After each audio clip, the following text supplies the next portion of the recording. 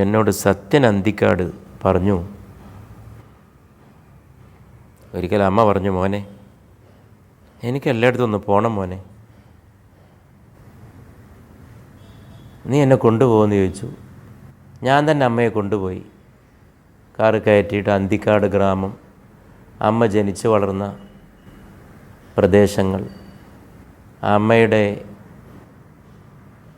കഴിഞ്ഞ കാലം ചെലവിട്ട സ്ഥലങ്ങൾ,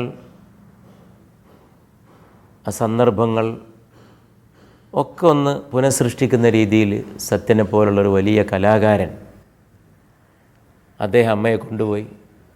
അമ്മ വളരെ സന്തോഷവതിയായി എല്ലാം കണ്ട് തിരിച്ചെത്തി. അമ്മ വീട്ടിൽ വന്നിട്ട് നീ ആരാണെന്ന് ചോദിച്ചു. സത്യം പറഞ്ഞതാ, അൽഷിമേഴ്സ് രോഗം ബാധിച്ച അവസ്ഥയായിരുന്നു അമ്മയ്ക്ക്.